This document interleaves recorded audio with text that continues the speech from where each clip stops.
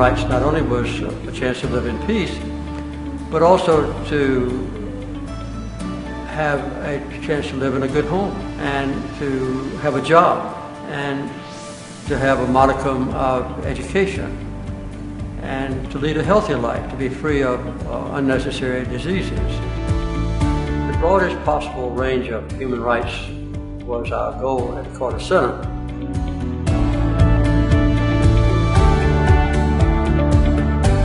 That I consider the opportunity for a person to live in peace is a basic human right. My father was an officer in the First World War, and I was a submarine officer in the Second World War, and I was still in the Navy during the Korean War. And then when the Vietnam War came along, my oldest son was in Vietnam. My life has been affected adversely by the fact that people go into armed conflict. So when I became president, I made a very brief inaugural speech, and I said that while I was in the White House, that two of my goals would be to maintain peace and to promote and expand human rights. Well, President Carter's mission inspires everything we do here at the Carter Center. He and Mrs. Carter founded the center 34 years ago to continue the important work he was doing in the White House and to focus on alleviating suffering among the world's poorest people. So we still try to bring freedom to people through our election process and to promote a peace when war is threatened. We also deal with neglected tropical diseases, which with the accent on neglected, because these are diseases that afflict the poorest and most isolated and most suffering people on earth.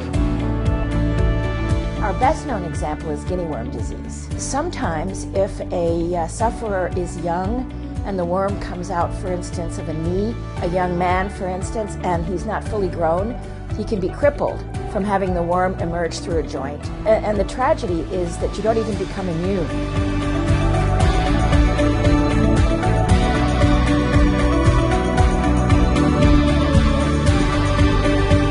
Well, we have been able to give medical treatments to more than 500 million people. And we have established at the Carter Center an organization known as the International Task Force on Disease Eradication.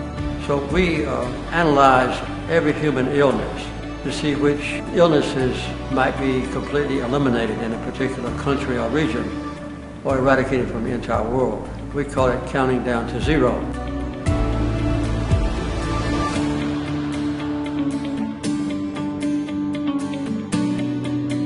President Carter really changed the conversation in two ways around women's rights. First, he said, it's not a women's issue, it's a human issue, but also it's a men's issue.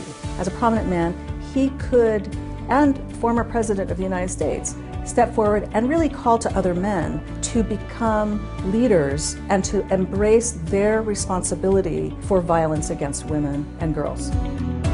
We can get people together who don't normally speak with each other. For instance, we just brokered a meeting in Liberia between the head of the Council of Traditional Tribal Chiefs and a UN official, which would not normally have taken place. First of all, I'm very honored to be considered by this wonderful, benevolent man, and we will find that this gift will make it possible for the Carter Center to expand its own programs considerably.